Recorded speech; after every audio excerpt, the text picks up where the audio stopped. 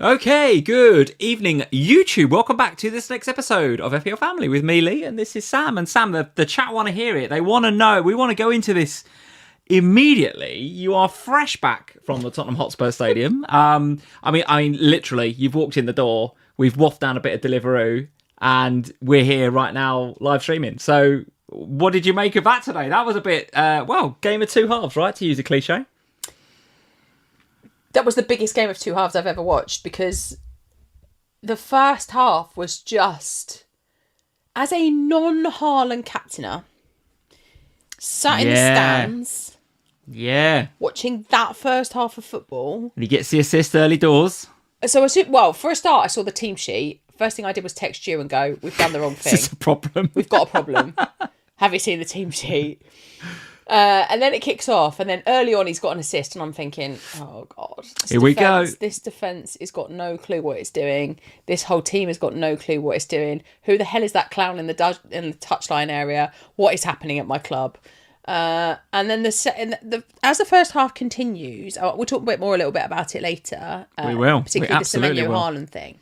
I'm like thinking, oh my God, how am I getting away with this?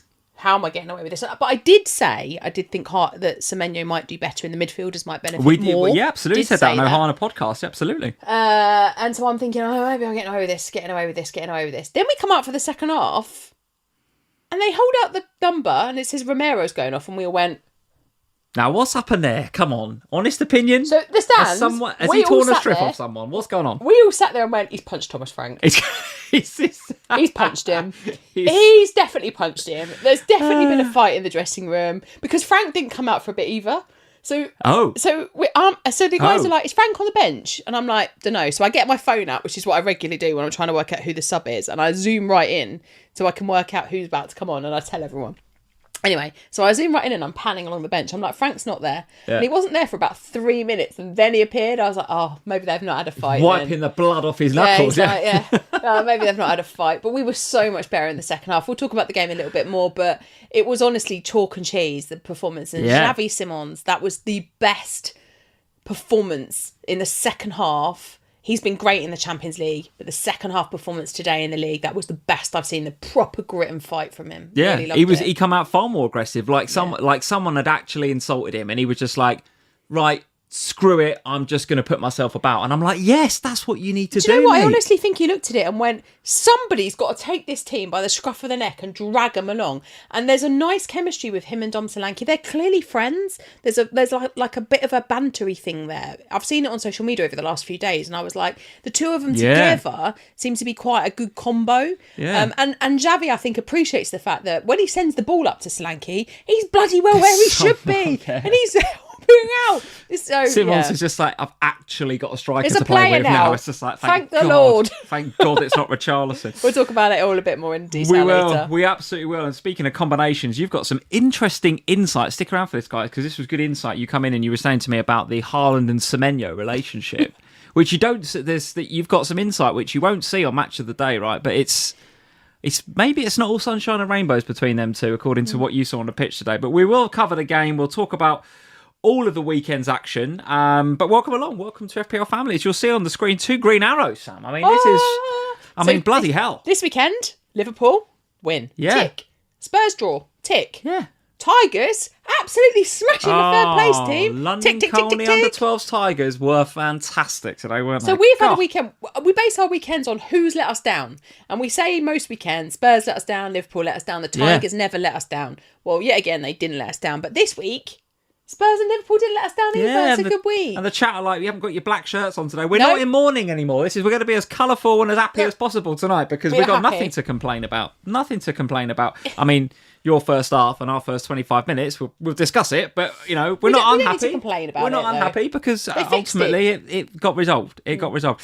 Let's say hello to a few people, Sam. If you did get a green arrow, guys, and even if you didn't, right? This is you guys know what FPL Family is about by now. This is not about green, red arrows, ranks, or anything. This is just about trying to enjoy this game that we all put so much time and effort into. Bloody hell.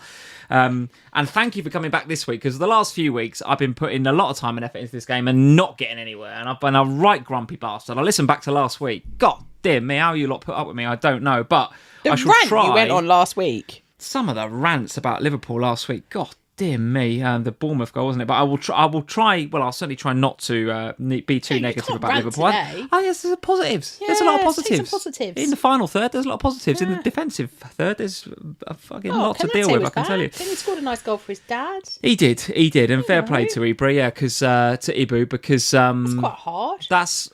Ibra. That's some. But no, I know. But for Ibu to come back and play, despite what's happened to him in the last couple of weeks, because if you don't know, I think he lost his dad a couple of weeks ago, and the club more or less said, have whatever time off you need, and that which is absolutely right. But he called Slot and said, look, I know we've got a bit of a defensive crisis going on. I know you need me, so I'll play. And that's like fair dues to the guy. Got a lot of time for that. Oh, just unbelievable amount of time. For that. This is absolutely brilliant. Absolutely brilliant. Couple of chats already. A couple of super chats. Malachi Fox, hello mate, nice to see you. Hi Lee and Sam, hello mate.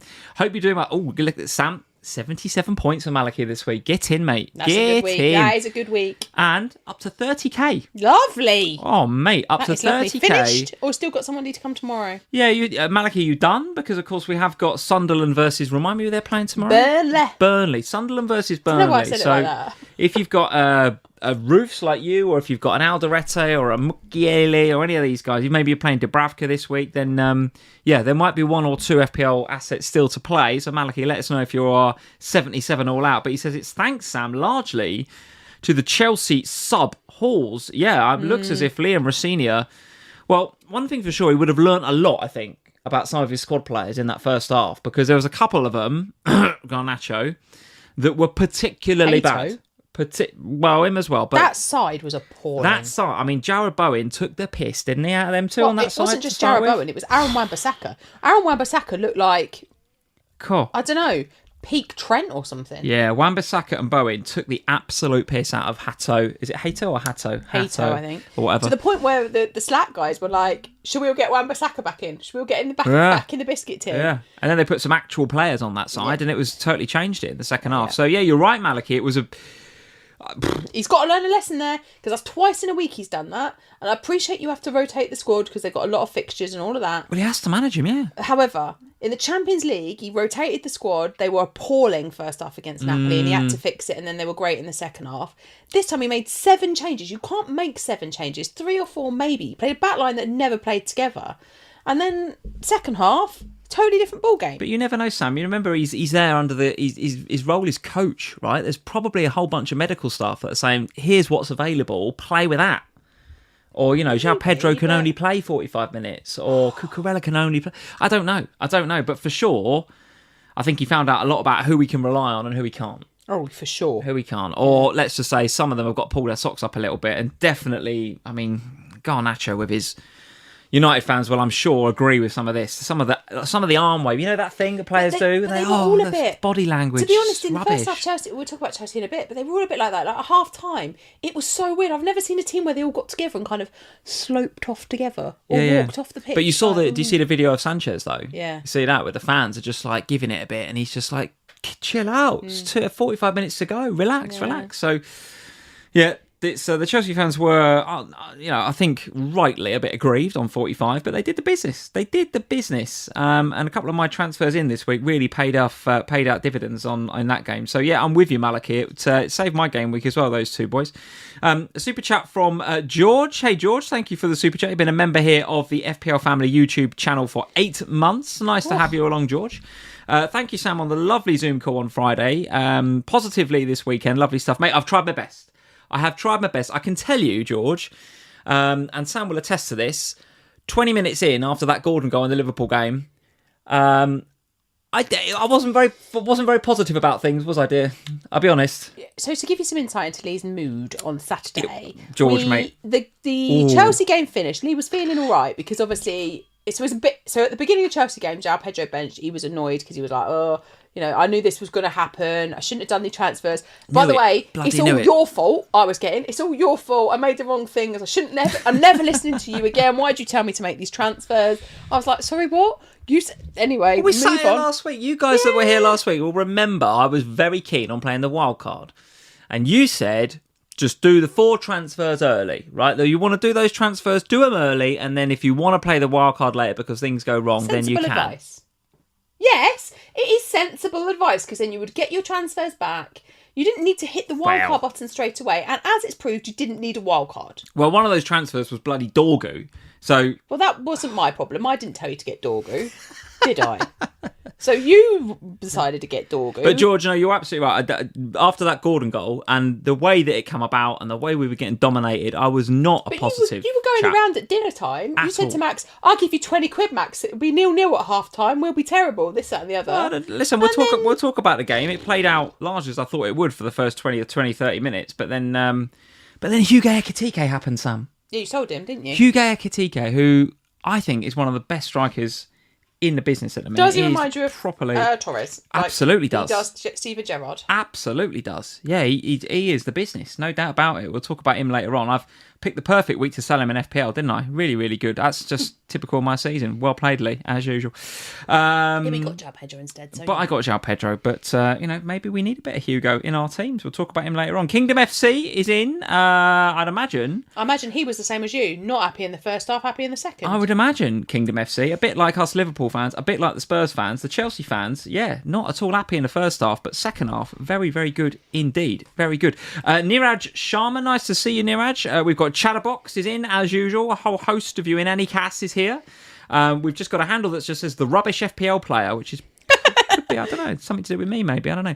As a United fan, Garnacho attitude, not a surprise. Listen, yeah, me neither. Yeah, me neither. And Chelsea fans, if you weren't sure what you had bought there, I think it's clear now, isn't it? It's clear.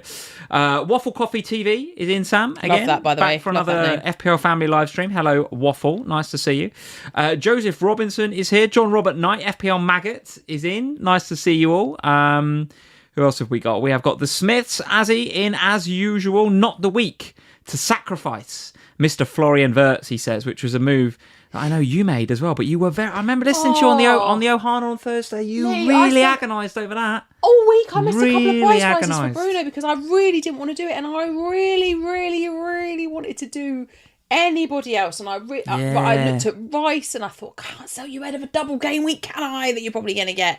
I looked at Enzo and I thought, what happens if you then get the double game week and you got great fixtures? And then I looked at Rodgers and I thought, you're the only one. Can I sell you? Not a decent, ahead of a decent looking home game. No, you can't. So in the end, I sold Wirtz and I did not want to. And I feel, and I knew it was a problem. I spent all week, I knew it was going to be a problem, and it was a problem. In the end, Bruno, who came in for him, he almost caught it up. So it was all right in the end-ish. But I have got a plan. I'll talk about it later. I have got a plan back to Wirtz. Have you? Yeah. Ooh, all right, very good.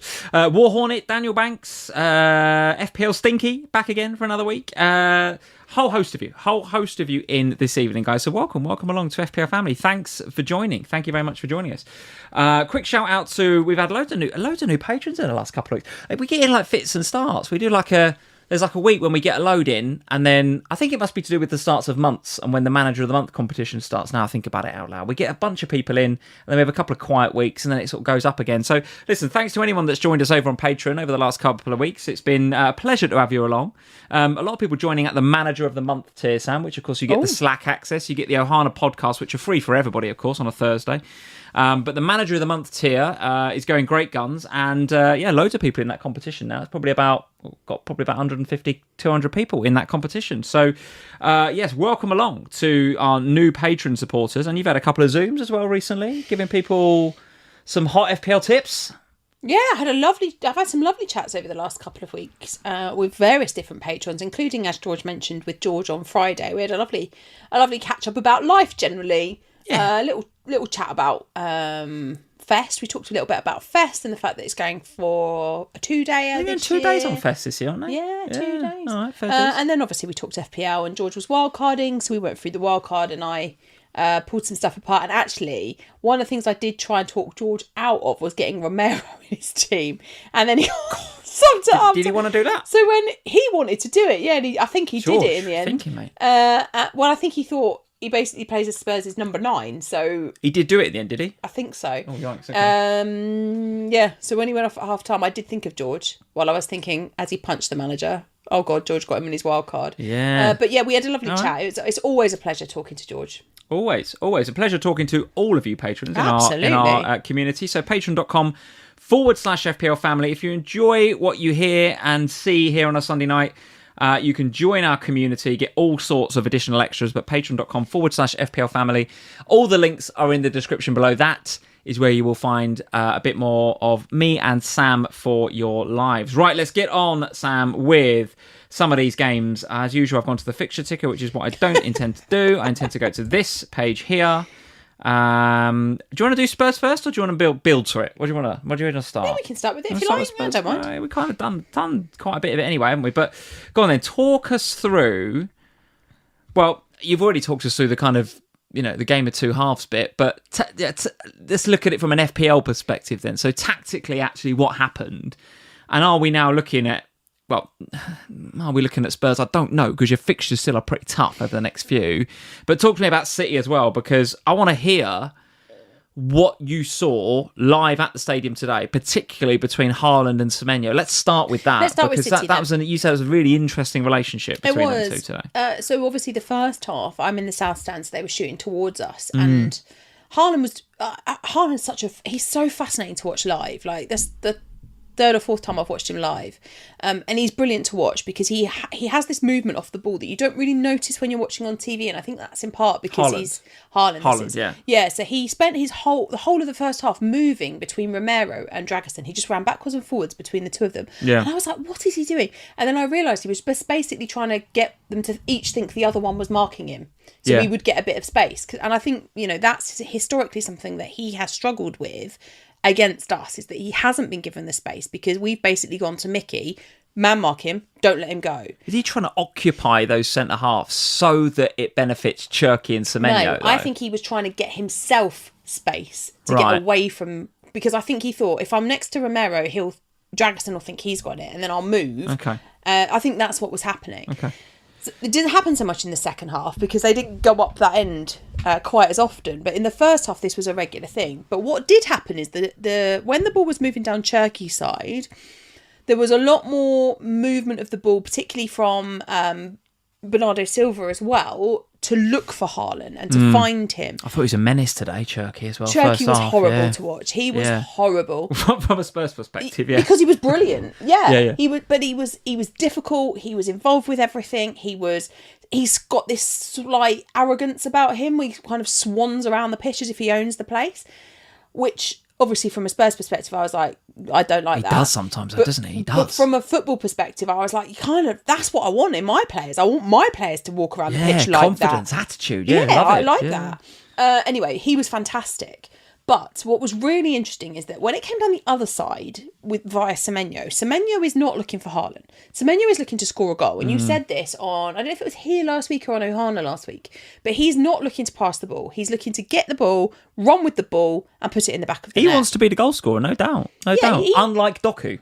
Yes, absolutely. Yeah. But what happened, there were 3 occasions where Semenyo ran into the box or towards the edge of the box, and rather than taking what was probably the easy pass to Haaland, who was free in the middle and probably would have slotted it home, he had a shot and it went out for goal kicks every single time. I noticed that. And Haaland, all 3 times, looked at him, was like, what are you doing? And Semenyo just kind of shrugged at him, held his hand up as if to say, all right, sorry, and then went away. But I'm not really sorry. But the next time he did the same thing again, and I was like, oh, this is interesting, because Haaland's clearly expecting you to play like he's had service before from either Doku and Bernardo Silva or whoever it is now, or Grealish in the past. Years at City, it's been built around Haaland, hasn't it? Kevin De Bruyne was the same, right? Look for fine balls, look for Haaland. Whereas we're not seeing that with Semenyo. He is definitely playing his own game. Now, in FPL, I love that, because I'm watching Semenyo and I'm like,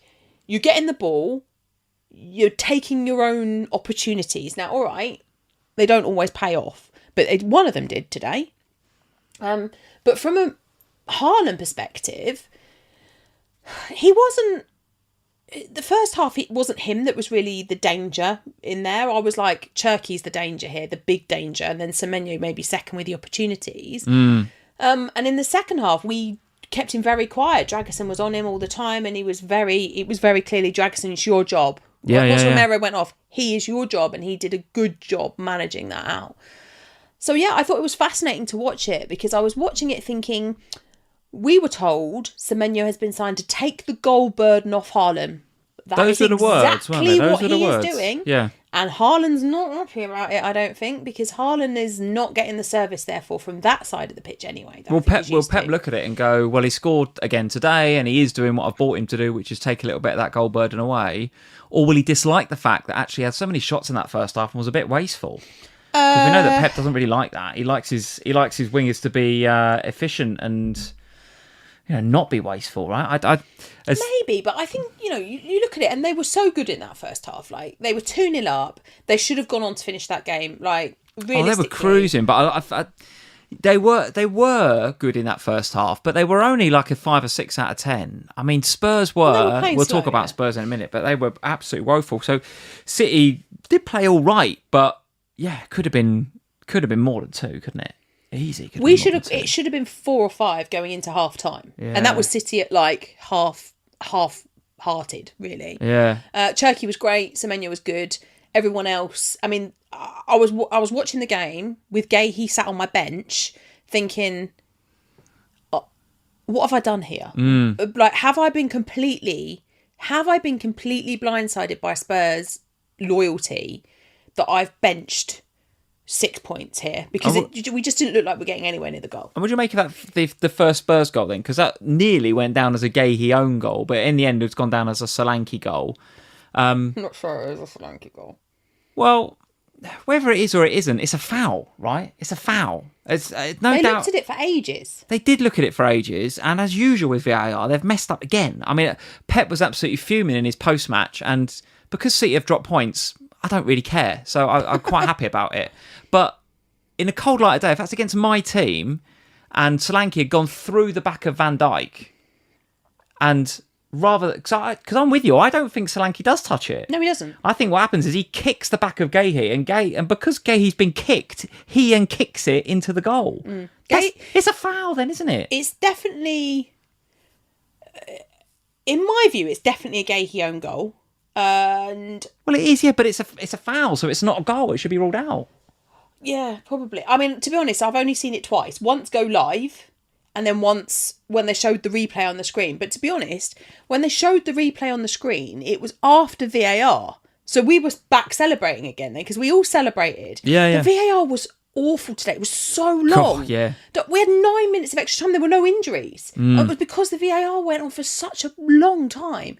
So we'd celebrated. We stopped for ages and we were like, oh God, what's going on? And I texted you, didn't I? And I was like, what is it looking like? Because they don't tell you anything in the ground. Yeah. And then they eventually give it. So we're celebrating again. And the game kicks off. And then they show the replay on the screens. And so I sort of half looked at it, but I was watching the match.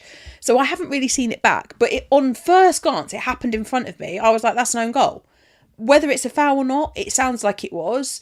I haven't watched it back. Oh God, I sound like a manager. I haven't watched it back enough to comment. But I haven't watched it back enough to comment. All right, Eddie but Howe. I know, I do feel a bit like that. But you obviously have watched it more times, because I'm pretty sure they would have shown it more times on Sky this afternoon. I think it's a foul. Maybe I'm a little bit biased because I'm owning Gahey, right? But I actually don't care. I'm glad City dropped points, and I'm glad you got something out of it. But for me, it's a foul. Yeah. Whether you think it's a foul or not, that first goal. Oh, the second one. What the bloody hell are we saying about this second goal? I mean, what's he doing there, Solanke? It was an unbelievable. Like, if he's meant it, and clearly he's meant it. He's meant it. Because he's flicked his leg there. Whether he's meant it to sort of flick into the top corner or not, I don't know. But, I mean... There's multiple things to say about it. It's an incredible goal if he's meant it. It's incredible. Well, there's multiple things to say, because one, Conor Gallagher... Great. Yeah, he did well in that build up to that goal. He did great. He's great. I like him a lot. Thank you, Chelsea. I'm enjoying owning him. He's really nice. And that was a lovely bit of build-up play from him, and to send the ball in the way that he did. And Solanke is just beautiful. In fact, little family life spoiler for you. When I came home with Evie last time against West Ham, and you said to her, what was your favourite part of the Spurs game? What did she say? She said the chips at half-time were good. Yeah. And then what did she say today? She said about the Solanke goal. She said it was Mum's little face where that Solanke goal went in. And it was, because I was like, oh, and there was no one sitting in front of me today. And I was so agitated during the second half that I sat with my feet like over the chair in front of me. Right. So when we scored, I couldn't get up quickly enough because my leg. And I was very loud and very annoying, and probably everyone around me was like, "She's lost her plot." Well, as Stewie Bazza saying in the chat, that was a 0.04 XG chance from Solanke. It's crazy. In fact, maybe this is an opportunity to bring in my XG slide that I've made, because Spurs had an XG across this game of 0.17. All right. Tell us what you think of this little slide, guys. If Sam has pulled this together, I quite like it. Team XG stats for game week 24. Chelsea at the top, Liverpool and Arsenal in second and third, as you can see on the graphic there. But yeah, Spurs, look, only mustering 0. So 2 goals. But obviously the own goal counts for nothing, right? And Solanke's was, as Stewie's saying, a 0.04 XG chance. So yeah, only mustering 0.17 XG Spurs today. But 2 goals. But 2 goals. And actually, probably could have had a third had Wilson Odobert not fallen over, inexplicably, in the box right at the death.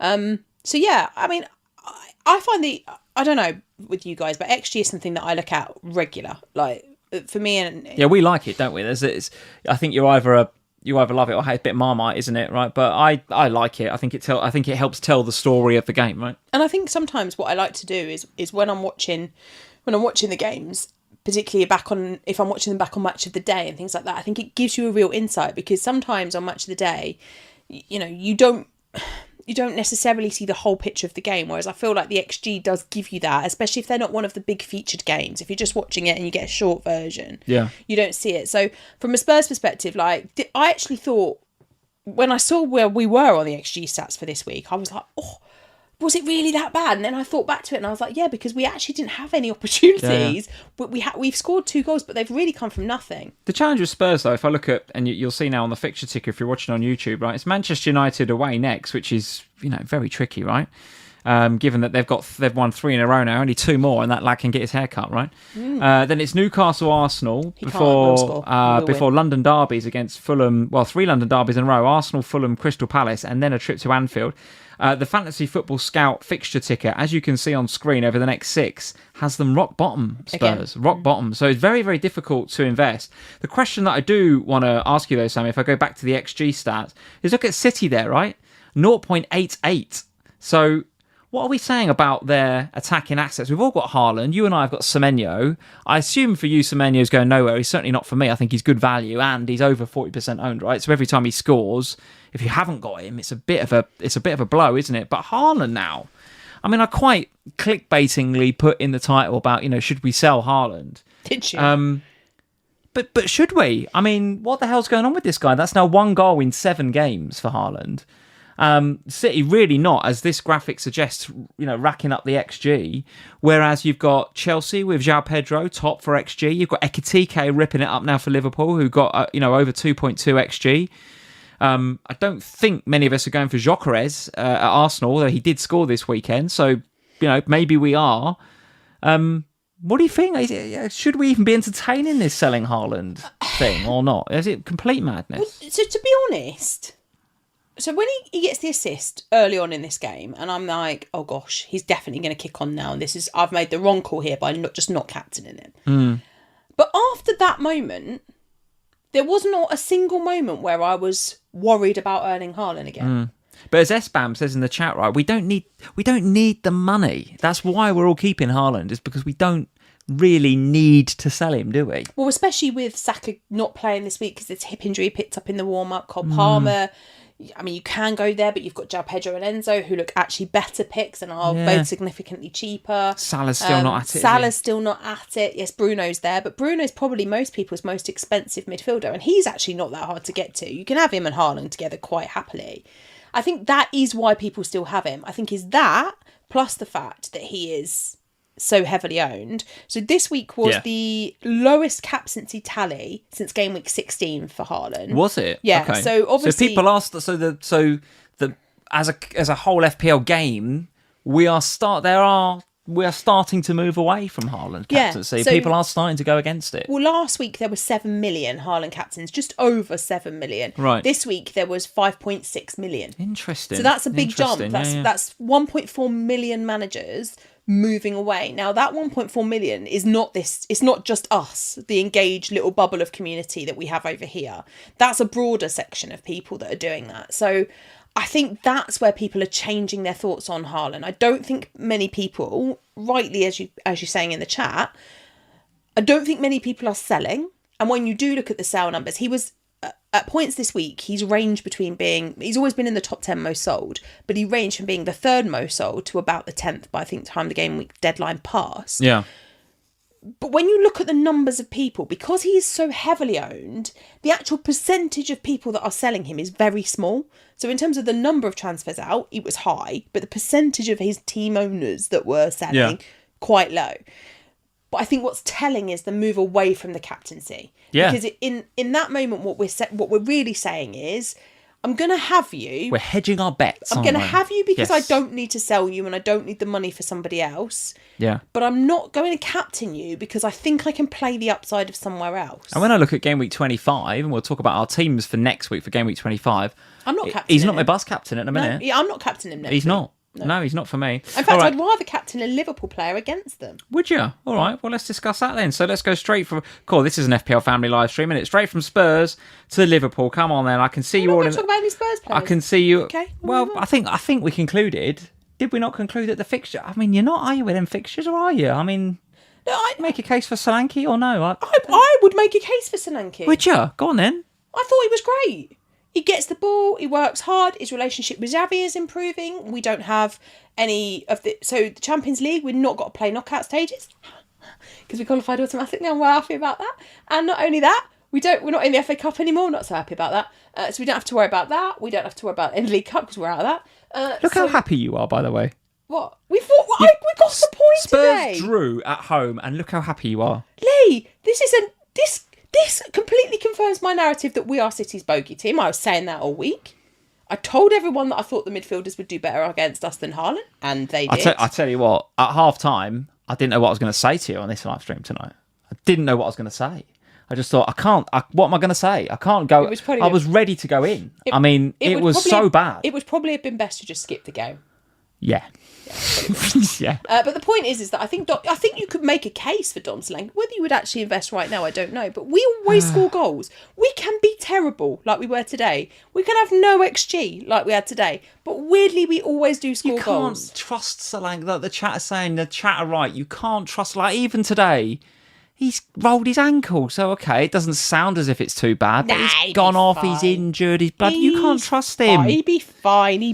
Javi Simmons was great today, by the way. Don't invest, but he was great. All right, well, we're moving it on anyway. Liverpool 4, Newcastle 1. Speaking of terrible, not first halves of games. I mean, Spurs in that first half were pretty diabolical. No, they were just diabolical. I mean, it was absolutely awful. Ditto Liverpool for 25-30 minutes here. It was absolutely tragic, right? Why? Really tragic. Because we were just dreadful.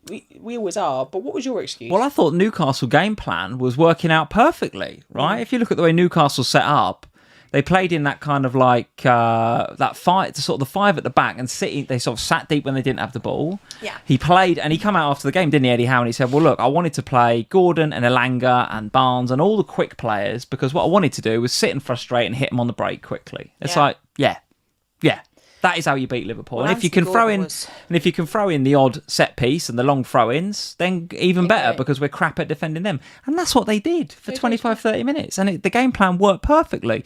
Gordon gets the goal, and when it went in, as much as I'm raging about it, I'm not like sitting there going, "Oh, we've been so unlucky there." No, what did I say? I said that we deserve to be losing. Yeah, absolutely deserve to be losing. Now, Gordon, that's Gordon's first open play goal for since God was a boy, isn't it? I mean, something ridiculous, isn't it? Right. So the fact that it comes against us, it was either going to come against yours or mine. Let's be frank. Oh, yeah. I got no love for Gordon, I'm afraid, given his background. But I just think... What? I was like, given his background... It just suddenly occurred to me what you meant. I went, why did he grow up? And the game earlier this season when he just absolutely dived in on Van Dijk. Do you remember that? Oh, I do remember that. Was that last season or when we last played him? And he did the same thing in the first half here. He dived in on Alisson, didn't he? And then got a yellow card. Absolute muppet.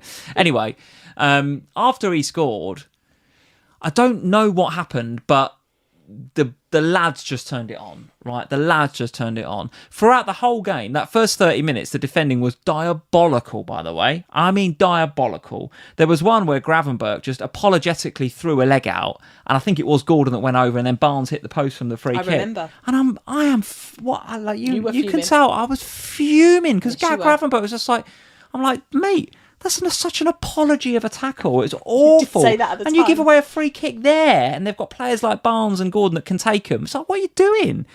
But nevertheless, once we'd shaken off that lethargy and we got into our stride, then when the midfield started to click, then the fact Joe Linton and Bruno Guimaraes in particular weren't there, then you could tell the difference. And when Flo turned up, I mean, oh my God, like, this guy...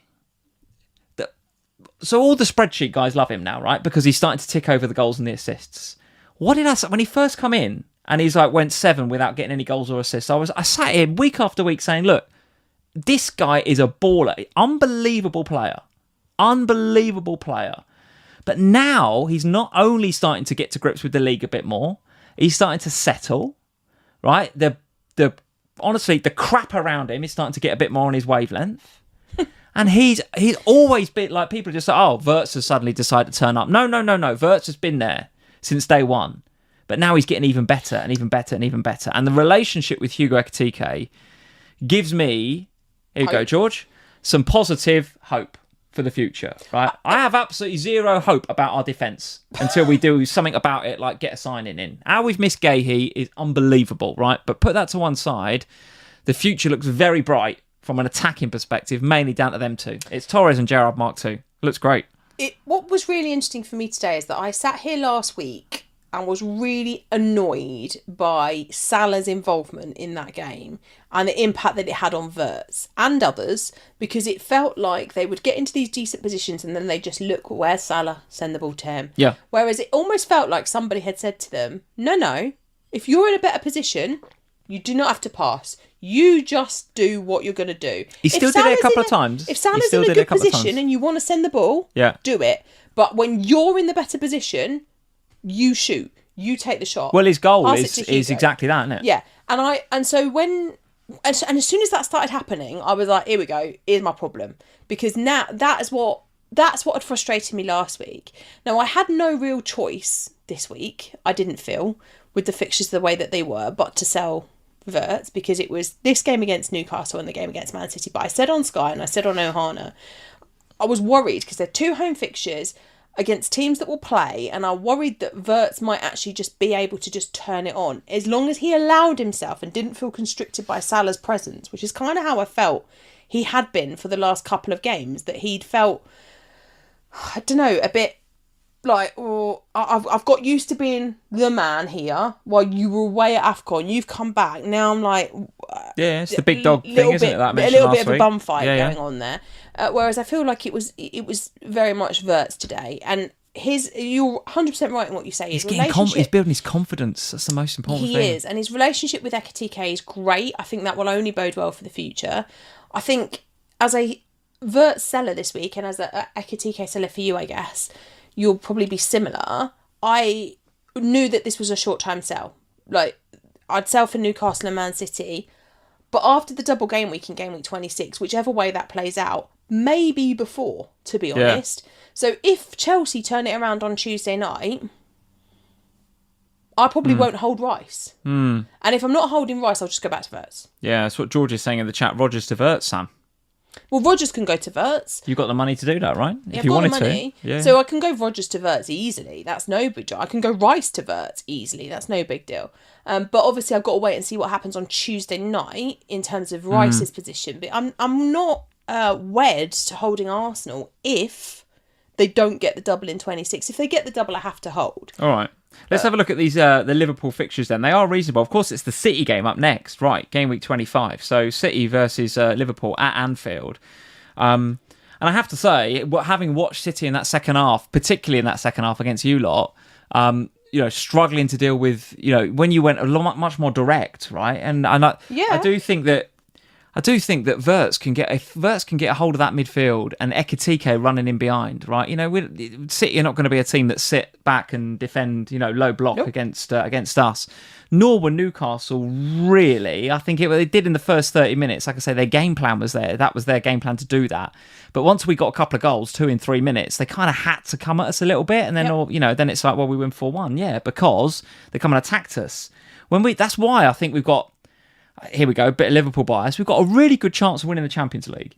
Because in the Champions League, no one low blocks. It's just the Champions League. Not even Karabag that we played in the week, low block. Because they're so used to playing in Azerbaijan and being, they're the team. They attack, that's what they do. They're the champions. They're not coming to the Champions League and low blocking. They just don't know how to. It's not in their DNA. It's not in European Championship winning teams' DNA to low block. So, of course, we go through a competition like that where we're not facing a Burnley or a Leeds doing that every week, and we've got every chance. We're playing really, really well. Same with you lot. You're the same. You struggle to break down a low block. It's similar. When I watched the draw happen for the Champions League and I realised that we were on opposite sides, I realised this could be a repeat of our Champions League final against each other, because that's the only time we can meet now, isn't it, on the opposite sides of the draw. But yeah, I agree with you. I mean, I think that most of the English sides have got a very, very good chance in the Champions League because of that, because we will benefit from other teams playing against us. So yeah, absolutely. Arsenal the same. You, us. I don't think Man City will win it. I don't think Newcastle will either. Sorry, Chelsea have got a chance as well because of the way that they play, particularly if he stops playing half the game with his hands tied behind his back. All you guys saying not sure about that, Liverpool can't win the UCL. Guys, I'm telling you, any Premier League team can win the UCL. The Premier League is so much stronger than any other league. So much stronger. Well, we see that from the fact that 5 of the top 8 were English sides. Yeah, Arsenal went through it conceding just like a handful of goals and won 8 out of 8. Game, yeah. It's any Premier League team can win the UCL, right? No doubt about it. But the Liverpool fixtures, it's City, then it's Sunderland away, Forest, West Ham, Wolves, and then Spurs. So they don't look too bad, right? The scout boys and girls have them Liverpool ranked at 4th. You're thinking about getting Wirtz back in. I am too, actually. Him or Ekitike, I haven't decided yet. A lot is going to depend on what happens with that double game week, right? And unless you've been living under a rock, guys, you'll know that the second leg of the League Cup semi-finals coming up on Tuesday, right? It's Arsenal versus Chelsea. We then do have Newcastle versus Manchester City on the Wednesday, which is the other side of the draw. We don't know about that as a double yet, though. But what happens in that game, we don't know how that's going to affect doubles and blanks, right? But what we do know is that if Arsenal carry on their form in that and they do win that second leg and they go through to the final of the Carabao Cup, they will have a double in game week 26. They will. And if they don't do that and Chelsea find a way to turn it round, which the bookies don't say is going to necessarily happen, but listen, stranger things have happened, right? The way Chelsea are playing all right.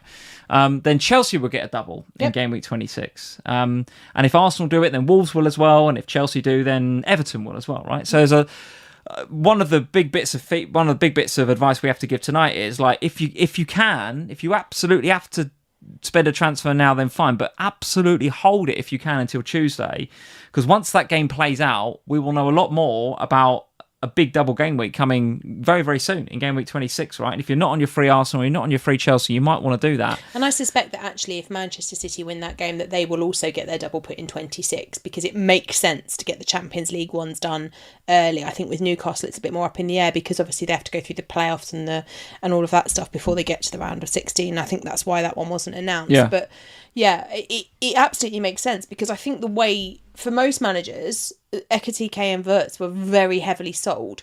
And I think like me, and like you, most managers who sold their Liverpool assets this week weren't doing it because they didn't want to have their Liverpool assets anymore. They were literally, it was a fixture play. I need to have Bruno Fernandes for the next couple of weeks, or I need to have Joao Pedro or whoever else it was for the next couple of weeks. So it was a kind of forced hand, because it was the only way to get these players in, because you clearly weren't going to sell Haaland, and there's probably not many other routes in your team.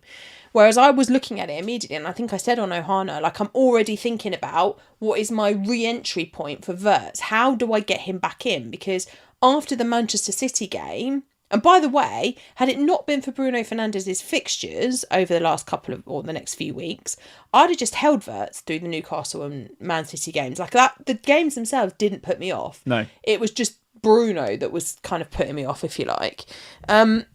So I wouldn't necessarily have an issue with people wanting to bring him in even for this week. But going into the game against Sunderland in 26, and then through those fixtures, because it's Sunderland away, so maybe there's a case for waiting, because Sunderland at home are quite decent. Sure. But after that, the fixtures are great for a long time for Liverpool, and so I think you need an entry point, and it's going to come down to, do you sell Chelsea midfield? Do you sell Arsenal midfield? Or if you want to go for Ekitike, how do you sell and who do you sell up top? All right, well, let's move it on, because we've only done 2 games, Sam, and it's Spurs and Liverpool, in a shock to no one. And we're about 45 minutes in. Let's go talk about another team that played very well this weekend, at least in the second half, which was Chelsea. Chelsea 3, West Ham 2. Listen, I bought in a couple of Chelsea players this week. I bought in Enzo just because I think he's a pretty good short to medium term hold through these fixtures, right? And those of you that have been living under a rock will know that this West Ham at home game was the first of 4 what looks like generationally good fixtures for Chelsea, right? I mean, it's a run of the season for them. Which could also contain a double. Which could contain a double if they can turn it around in the League Cup. So in my mind, I was like, well, I'm gonna get on Chelsea because even if it's just the 4 single game weeks, I want them. If there's a double there as well, then that's a bonus, isn't it? Yeah. Right. So I got in Joao Pedro for Ekitike, which I do have obviously a little bit of regret on now. But with these fixtures coming up and the potential double, and the fact that actually him coming on in this game was a big reason why they turned this around, right? We mentioned it at the top of the podcast, right? They didn't look great in the first half at all, particularly on that side while Garnacho was playing. And it just looked just infinitely better, and the shape was just so much better when the 3 of them come on at half time. What did you make of this game then? Because you got Enzo in this week as well, right? No, I've had him. Oh, you got him for a couple of weeks. I've had him for 3 weeks now. Okay. The first half Chelsea were dreadful. They were it was a game of 2 halves actually, like the Spurs game today. They were woeful. They made West Ham look peak. Like, particularly West Ham played well. I mean, you're doing a bit of West Ham, a bit of a disservice there. No, maybe, but I think they were allowed to look good because like Wan-Bissaka looks outstanding, and I know on his day he can be good, but his relationship with Bowen and the way that they played, they were allowed to play like that. They were allowed to play like that because Garnacho and Hayter were just awful. They were so bad, and Garnacho just flinging his arms around. If there was ever a player that didn't look like he was trying to play his way into a team, it was him in this one. So the first half, West Ham are great. They're performing really well. But the second half, it is entirely different because you see towards the back end of the second half, Simon had sent the Chelsea substitute warm up. This is Joao Pedro and Correa and a couple of others. And they run back to the bench about 2 minutes before the whistle blows. And he's like, get ready, you're all coming on. And the commentator, because I think it was Neville, I can't remember who it was now, he says, he's just literally said to them, you're coming on, because you could see him say it to them. And you were like, okay, well, there's got big changes for the second half. Well, it instantly paid off. Do you like Liam Rosenior? I don't really know what I make of him at the minute, because it's almost like he gives everyone a 45-minute head start and then they have to play catch-up all the time. And you could see the Chelsea fans' frustration in that first half because they are a good team. They've got really good players in that team. And all right, they were without Esteval because they had to go back to Brazil for family reasons and various other things. But to start this game, it showed a lot of disrespect to West Ham. Ask me what I think of him. It showed a lot of disrespect to West Ham to start with 7 players different. I don't know. Second half he was good though. The changes were good. Go on. I like him. I like him a lot. What? I like him a lot. That's not what I thought you were going to say. I never like things about Chelsea. Well-seasoned Chelsea hater, and Kingdom FC and plenty of others will testify to this on here every Sunday night. I like him. I like him. Where are you going? Just getting a tissue because I've got bloody nose. Oh, right, okay. I like him a lot, right? Listen, he's learned a lot about his squad in that first 45, no doubt about it. He's not dicking about. Even before he gets his team in for half-time, right, I'm going to make these changes. And he made them. Yeah. I mean, that's decisive. And the way that he's coming across in his post-match press conferences, I think is very good as well. The way he talks about his team. He's clearly trying to instill, and it's working, right? He's trying to instill confidence in his team. Everyone's world-class. I don't know if you've noticed this. Yeah, but everyone's world-class. He's blowing smoke up absolutely everyone's arse. But it's working. I mean, I don't. Time will tell whether he's a top manager or not. But right now, he's come in there. He's got a young group of players who are obviously very, very talented. He's just telling them how great they are all the time. We know from, and this is very different, and I'm not comparing London Colney Youth under 12 Tigers to Chelsea Football Club, but when you get into a young group of players like that and you just tell them how great they are all the time and give them confidence, right? What's the one thing we always do on Sunday League, right? We don't have a coach from the sidelines because why the hell would they listen to us? I've not done any coaching badges. I haven't got a bloody clue. So we just, as parents, we just encourage, right? Yeah. It's all about encouragement. And what Rossini's gone, he's gone in there and he's just gone in and he's just telling them how great they are. And they're going, oh, yeah, actually, we are quite good. Yeah. And he's making decisive tactical changes when he needs to make it. I like him. But I like him. What I don't like is this, like, the last 2 games, he sent out teams. He's been there 5 minutes. He's learning about his squad. Do you not think after that 45 minutes, he's got his notebook out, he's gone Garnacho shit, hasn't he? He's learning about his squad. Hasn't he? He's given him a chance and he's been crap. And poor old Jared Hatto, who's a 19-year-old kid playing at fullback, has got absolutely, like, talk about Trent being exposed. Garnacho, I've never seen a guy want to run back less in my life. No wonder Hatto looks a little bit out of his depth because he's a little bit out of his depth. Sammy's 19 and he was doubled up on by Wan-Bissaka and Bowen have been in the league for years, seasoned professionals. He's been there 5 minutes. He's 19, he's a kid, and they were doubling up on him. All I know is that was, I was going to say the worst performance in the first half I've seen this season, but it wasn't. It was the second worst performance I've seen in the first half this season because then I watched Spurs today. But I don't know. Look, I did like what he did at half-time. I like the fact he was prepared to make the changes. I do like the positivity that comes from him. That is novel. I like that. I like the fact he's not moaning and complaining. I like the fact that he owns it. He says it wasn't good enough. I make a decision. I like that. I like him. What I don't like is the fact that you've made 7 changes. Make 3, make 4, sure. But don't make 7. That's never going to work. All right. Well, like I said to you before, that might not be his decision, right? But I like him, and that worries me a bit as a Liverpool fan, and historically, I'm not supposed to like Chelsea. It feels a bit weird. I feel a bit weird. I don't feel comfortable in my own skin at the moment. I'm like, quite like this guy at Chelsea, and actually, some of the way that they come back there, and like the way that. You know, and maybe it's because I had Joao Pedro and Enzo Fernandez in my team, right? Well, so maybe that's probably why it is. But, you know, just the confidence of Joao Pedro to get on the end of that with and head it down into the ground and into the corner was just a great goal. Enzo popping up, crashing the box as an 8, right? You know, wasn't quite playing in the 10 as we would have liked because Palmer's there. I didn't rate Palmer's performance at all, by the way. Actually, yeah. But then doesn't matter. Enzo's playing a little bit deeper in the 8. Doesn't matter. Crashing the box in the last minute. And then they're, you know, winding West Ham up and Tadebo's grabbing Joao Pedro by the throat and all sorts, isn't he? So how did that take so long to VAR, by the way?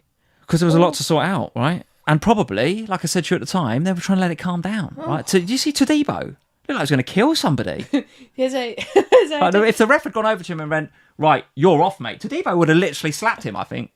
He was letting it all, the refs, to be fair to the refs, bloody hell, what's wrong with me tonight? I'm being positive about Chelsea and I'm going to say something positive about the referees. They took their time over that VAR call, not because it wasn't obvious to sort out. He's choked Joao Pedro. It's clearly a red for violent conduct. But what the ref did was just let it all calm down a little bit. Who are you and what have you done with my husband? I know. I'm being nice about refs and about Chelsea. I've left you for an afternoon. What the hell? I've come home. And now you're being nice about refs and Chelsea. I don't know. Do you want to say something nice about Everton, or is that a step too far? No, we ain't going there. What about Man United? You got something nice to say about them? I thought they were good United. Oh my God! We'll talk about that in a minute. We'll do that in a minute. Chelsea assets, though. Can we trust? And by the way, we're at 55 minutes. We're spending too long on each of these games. It's because you're loving everyone today.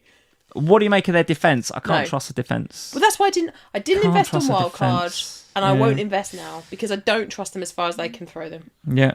And they've got Spurs next, and we always score.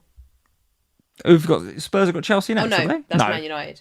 No, all right. No, Chelsea have got that beautiful run of fixtures coming up. Yeah, Wolves, Leeds and Burnley. I was going to say you don't feature in that, although that would be an extra beautiful fixture coming up. So Chelsea 3, West Ham 2. That's not very nice, is it? Why have you said that? Good game. Really enjoyed that game. Another game that I enjoyed, Manchester United 3, Fulham 2. You're going to have to talk about this one because I didn't see it. What would I make of this game? What happened in this game? Because we were I was sort of watching the, I wanted to call it a video printer, is that right? the tech stuff. I was watching. Did you let Soccer Saturday? No, I was watching the the game thing on. What are you talking about? Well, I'm sat in the stands, aren't I? So I can't watch the game. But I could have stood on the terrace, but Evie didn't want to stand on the terrace in the rain, so we sat in the ground. And I'm watching the tech stuff come through, and it's like this has happened, like the description. Right. What app are you using for this? SofaScore and also the BBC. Okay. And it seemed to be all Manchester United until suddenly Fulham were level. Yeah. Well, United were great, right? First things first, United played well, no doubt about it. Mbeumo, if you're an Mbeumo owner this week, you are bang unlucky, I think. Oh, really? I think you're bang unlucky, yeah, because he got in a couple of times, couple of saves from the keeper. He goes off towards the end with, we're not really sure what the injury is at the moment. Yeah, he did, hobbled off a bit at the end, so not really sure what that looks like, whether it's a bad one or not, but obviously it's the reason Sesko comes on, right? So I don't know whether Carrick would have bought Sesko on if Mbeumo hadn't hobbled off. Interesting. But he did the business, Sesko, got the winner. But up until that point, listen, United were very, very good. Raul scores a really nice penalty. It probably is a penalty, I'll give him that one. Kevin scores like a worldie, like it's an amazing goal. Right, okay. Absolutely amazing goal. And of course, Fulham are absolutely loving it because they've been not in the game for absolutely ages. Okay. Got 2 goals in quick succession. They think they're getting it. I mean, Kevin scores in the 90-something plus minute, right? It's like it's a draw at Old Trafford. It's amazing. But this is a new Manchester United. Bit of resilience. This is a new Manchester United that have got a bit of character, Sam. Bit of character. How often in the past would that have petered out into a 2-2? No, without a doubt, would have petered out to a 2-2. United would have just, if anything, they would have been panicking about Fulham coming in attacking and maybe them getting the 3-2. But not a bit of it. Not a bit of it. Very, very good indeed. That's now 3 wins out of 3 for Carrick. And listen, they've all been pretty good games. Not saying that this was by no means an easy game. Fulham were pretty good in this game, but United just, it's a newfound resilience. And Casemiro as well, right? Casemiro was fantastic. Fantastic. It's a shame he's not 2 or 3 years younger, Casemiro, and he was a little bit more at his peak because he can't last a game, can he? He can't do more than about an hour, 70 minutes. I don't know how long he did here, but it certainly wasn't the 90. But fantastic. Really, really good. The Cunha goal was really good. I've got Bruno in my team. I've got Dorgu, which obviously needs sorting out. There is a case, Sam. There is a case for getting either Mbeumo or Cunha. Now, we've got to wait to see what the Mbeumo injury looks like. But what's going to happen is that, as we've said before, and we've said on the Ohana on Thursday, is that those 5 midfield slots are really precious to us. There's a lot of midfielders we want. So to have 2 Manchester United, particularly as they can't double because they're out of everything, so they're not going to double in 26. Yeah. So to take 2 midfielder slots with a team that definitely can't double in 26, particularly when Chelsea are performing well and Arsenal are performing well, it's very hard to take out 2 slots with Cunha and Bruno. Despite the fact it's quite easy to own them both financially, it's quite hard, I think, to do. Yeah, but listen, Cunha's, now with the Dorgu, Dorgu's out now for reportedly sort of 10 weeks, who was looking, if not locked on that left-hand side, he was certainly looking like the preferred option. Cunha's going to get game time now. He's going to get game time, and they were very, very good indeed. Very Would you good. get Cunha over Mbeumo if Mbeumo's fit? That is a real tricky one. It's a really tough one. Based on what I saw today, I probably would still go Mbeumo. Like I say, he was a threat. He was a threat, no doubt. And if he's playing in that 9 against, they're going to come up against teams like Leeds, like Burnley, that are going to sit in, and then Mbeumo's going to find it difficult. And it would not shock me if Carrick then puts Sesko in those games, or he puts a more, let's just say kind of on paper number 9, and maybe Mbeumo goes right. But for teams that are, not going to sit there, and Fulham are not a kind of sit-back team necessarily, not all the time, then... Well, Spurs certainly won't sit back next week, because we can't. Well, probably not. We'll play. Probably not. So I think you're right in what you say. If Mbeumo's fit, he could do well against us next week. He absolutely could, yeah. Particularly if Romero's injured, right? And Van der Ven's not back. Apparently Romero was ill, I read. Bullshit, but okay. Didn't look ill. You're gonna need Mickey back against Mbeumo, because Mbeumo in behind with that pace is lightning. He's supposed to be back, isn't he? Yeah. For next You're weekend. gonna need him back. All right, let's move it on. United very, very good indeed. Arsenal, Leeds 0, Arsenal 4. I've been nice about Chelsea and Manchester United. Time for you to be nice about Arsenal if you can do that. I feel like like I always have to be nice about Arsenal. Yeah. I have to come on here and be nice about Arsenal because they are playing really well. Statement win. And do you know what? I felt like this might be a bit of a banana skin potential one for Arsenal here. Not that I thought they'd lose the game. I thought that they'd probably end up winning the game, but I didn't... Not 4, though. No, exactly. I didn't expect this to be quite the parade that it was. It was very much the Arsenal show. And especially when Saka gets injured in the warm-up and then hobbles off. Well, I think if you're a Saka owner, you can again feel pretty aggrieved. A bit like if you've got Mbeumo and Saka and Mbeumo this week, you're bang unlucky because there's 2 really expensive assets there that perhaps should have had something. And then from Mbeumo perspective, I watched it. He was unlucky. He had chances. You might sit here and say, well, Lee gets injured in a warm-up, so what are you talking about? But I'm telling you, if Saka played that game, I mean, a lot of the creativity was coming from Madueke on that side. Yeah, right? And actually, the goal accreditation panel have taken the own goal and given it back to Madueke, so that will be updated later on tonight in the game. Right, okay, so we're going to get extra points. So I think you're right in what you've just said. You know, Saka's going to start that game. If Saka starts that game, he's in the position that Madueke's in. You would expect, therefore, that he picks up. The game doesn't play out exactly the same way, of course, but you would expect that Saka will pick up a similar level of points to what we've got from Madueke here. I was very impressed by Arsenal in this one. I thought they were defensively astute. They were solid. No real massive causes for concern. Are you getting on with Timber or no? Why?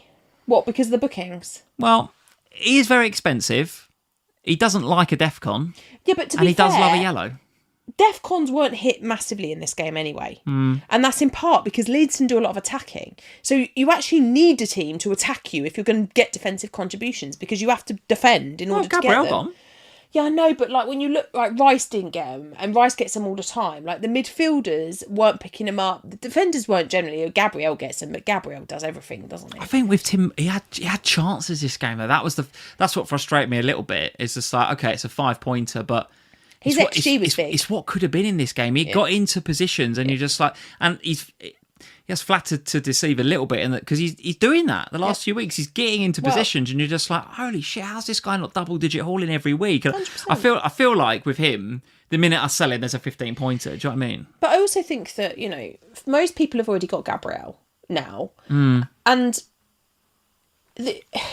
it's another one of those with Haaland, isn't it, right? The only way to really kind of make Haaland work for you is to captain him. And actually now, the only way to make Haaland work for you is to not captain him and go for somebody else because he's so heavily owned.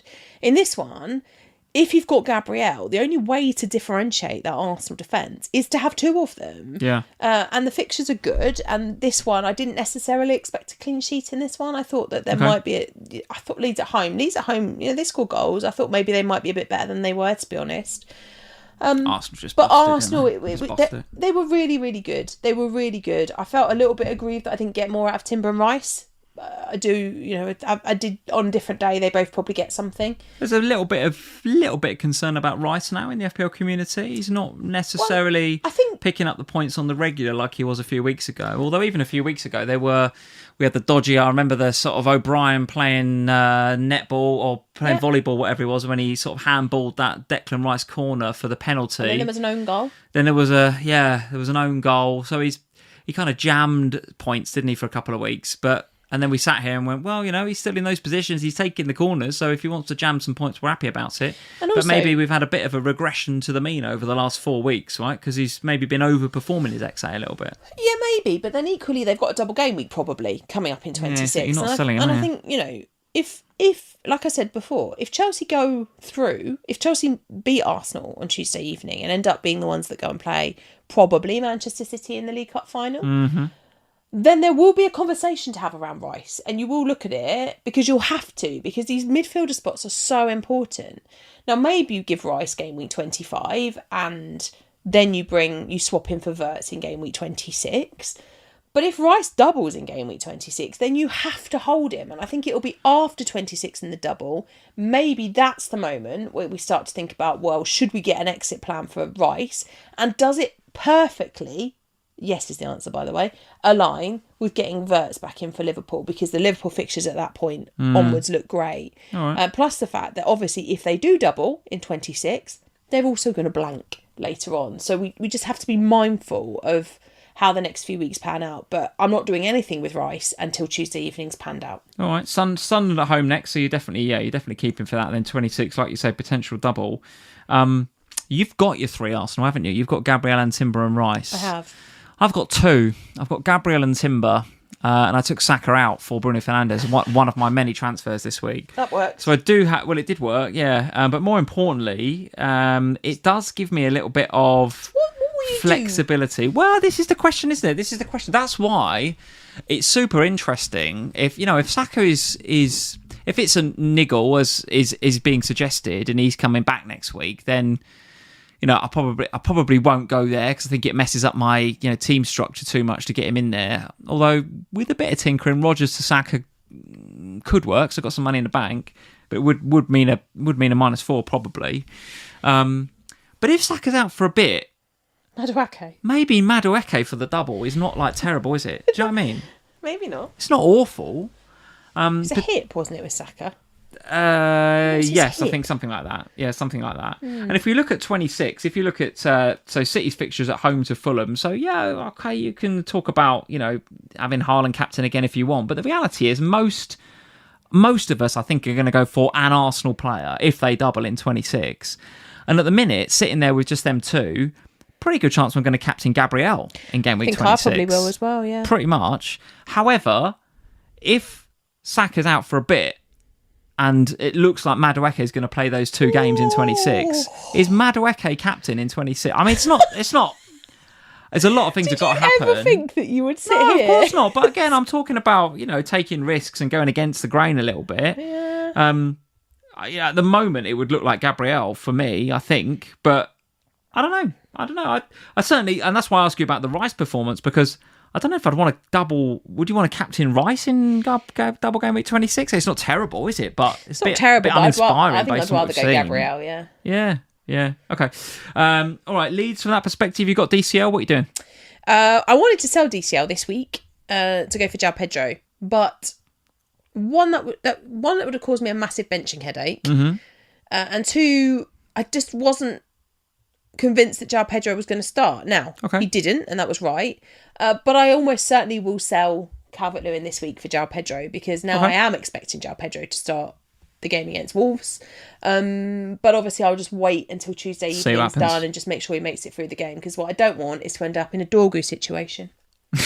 Yeah, thanks for that. All right, so since we're talking about forwards and we're talking about cheap DCL forwards, let's talk about another cheap forward who is looking anything but cheap at the minute, right? He took a price rise last night up to 4.7. What a goal, Mr. Kroupi Jnr. for Bournemouth against Wolves. Now, for those of you that have got the Bournemouth clean sheet this week, and I put you in this bracket as well, congratulations, but bloody hell, Wolves were all right in this game. Let me tell you, Wolves created, hit the woodwork a couple of times, missed a couple of chances. On another day against a team that can actually finish their chances, Bournemouth clean sheet does not stick here. But if you did have Hill, or if you had Senesi, then fair dues. You actually did all right out of this game because you had Senesi and Kroupi Jnr, right? So this was a good game for you in FPL. It really was. And it was one of those where when these games were playing out, the 3 o'clocks, Lee... Should I tell them the story? I'm going to tell them anyway. So I said to Lee, did you play Tarkowski? Oh, yeah. About 2 minutes before the Everton clean sheet went. And Lee was like, don't ask me that question. I don't want to talk about it. You absolutely jinxed it. Yeah, so he was cross with me because apparently it was my fault that Everton conceded. You asked me about did I play Tarkowski, and literally 60 seconds later you concede. It's 100% your fault. Then I'm about to... So then I went about 10minutes later, I went to ask him, did you play for Verbruggen? And then I stopped myself. Why are we talking about this game? I don't want anyone to... Has got emotional damage from this game. Because I think you tried to do the same, because you said... have you played Senesi 2 minutes later? I think you were trying to get the reverse luck with me getting my clean sheet worked out as well. Okay. But Senesi, look, I was very happy with this game. It worked really well for me. Senesi has been increasingly dropping in ownership.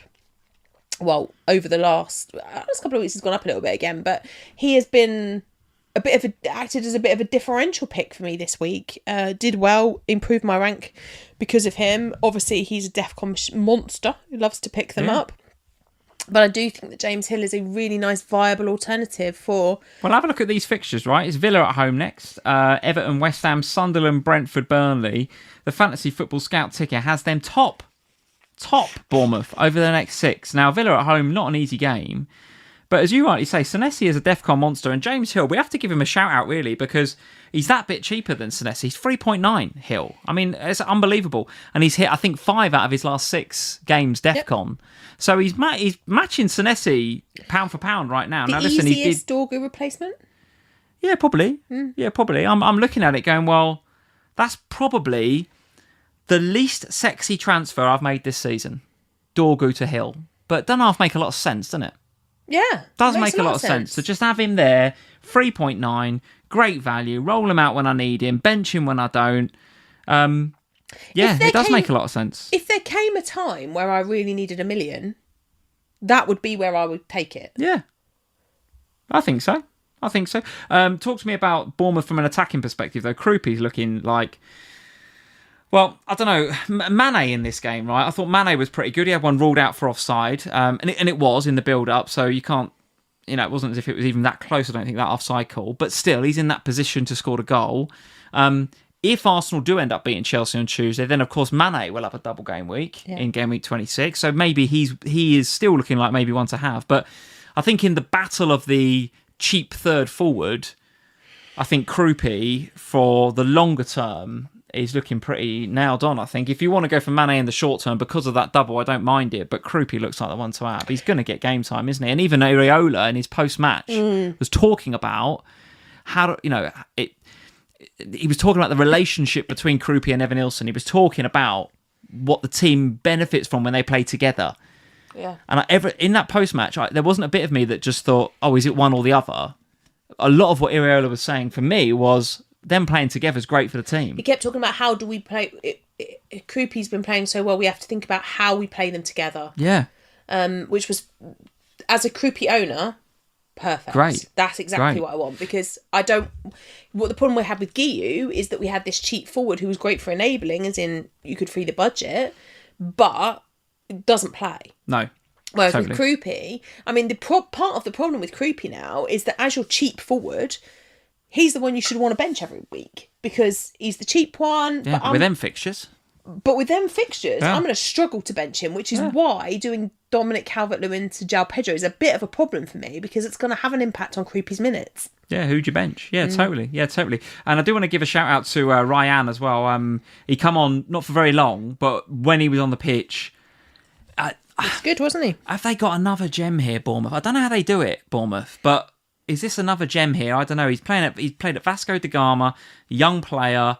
When he come on, he doesn't look 18. Have you seen this kid? He does not look like a teenager. He looks like a 30-year-old monster. I'm just like, Jesus Christ, where have they found this dude? Bombing down the wing. The assist he gets, it's not as if he's picked it up and just crossed it in. No. He's held off a defender. Good. He's whipped it across. Yep. Well, listen, what conclusions can you make in that short period of time is a very knee-jerk reaction, but I'm looking at him saying, I think he's got potential, this lad, really has. And at 5.5 in FPL, does make you think. Does make you think whether we're in a world where we don't need a cheap midfielder, right? And then those 5 midfielders slots, as we've said many, many times, we've got the Brunos, we've got Enzo Fernandez, Rodgers is a bit of a question mark, but you maybe have your Liverpool midfielder, you've got your Arsenal midfielder. We're blessed with options, right? None of us are thinking, I might have to save a bit of money by going Ryan from Bournemouth. But listen, no one's got him because he's just come in. He's 0.0% owned. Just fixtures are there. I mean, if you're chasing your mini leagues, it's worth a look. It's definitely worth a look. I mean, Iriola's probably going to bleed him in. He's going to not just start him out the blue, is he? So it's probably not a pick, right? I'm waffling, but he looked great. He looked really, really good. Last few games, Sam, because we're already way over time as usual. We should probably just have a comment on Morgan Rogers and let's not do Brighton Everton, because I had 2 defenders in that game and I was sick as a dog when that Verbruggen clean sheet got wiped out in the 96th minute. Absolutely disgusting, that from Everton. Do not want to talk about it. What did you want to discuss? Morgan Rogers, go on then. I mean, I haven't seen this one, but all I can say is I was again tracking this one through different medias and looking at the traction lines. It did seem like it was all Villa. you weren't watching this either, were you? Because Manchester United were on. Correct. Yeah. But I just think it's kind of fascinating because obviously on Thursday evening, I was very, very impressed by Aston Villa. They do seem to struggle against 10 men. I don't... I know that's a really weird comment to make, but they do seem to struggle to break down the 10 men. And when I looked, I was trying to find the evidence to back that up before I came, and I haven't had the time to look for it properly. But I'm pretty sure that they don't win very often or don't pick up the points very often when they're playing against 10 men. But okay. So obviously that's kind of not relevant because we won't see that very often in the game. But as somebody that sold Florian Wirtz instead of Morgan Rogers, and that was the toss-up I had going into this week, and in the end I decided that I probably needed to hold Rogers for the next couple of weeks. Now I'm looking at that thinking, I really wish I'd have made the opposite decision. Yeah. However, I've done it now. I can see if Rogers doesn't pick up, like if we don't start seeing a bit more traction, because he's been a bit frustrating the last few weeks, hasn't he? We've had points, but not as, it does feel a little bit like his points dodged at the same time. Well, listen, it was last Premier League game. He was phenomenal. He got an 8-pointer and he absolutely ran the show. But it's just an 8-pointer when he ran the show. And the week before he got nothing and he ran the show and he was fantastic. And I still don't know how he didn't get any points. And I said on, I think off the bench last week, that if you know, that's what you want from an FPL asset in some ways, because at least you know they're involved in the game and their XG is good and their XA is good and all of that stuff. So that should mean points come. But this feels like yet another week where probably we should be getting something out of Watkins. Now, how long do you stick with somebody that's got the numbers but not the big returns, given that there are so many other good FPL assets in the game? I don't think you're going to sell ahead of next week. Well, let's have a look at the fixtures, shall we?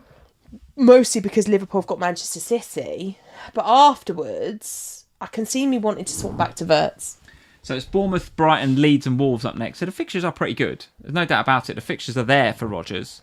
I think we have to give some props to Brentford. I mean, listen, there's, you know, as you can see in here, right? So Kelleher 5 saves, top bonus for Kelleher, underlying BPS system, Kelleher 37. I mean, not a shock, is it? Not a shock. He had an absolute storm at a goalkeeper, no doubt about it.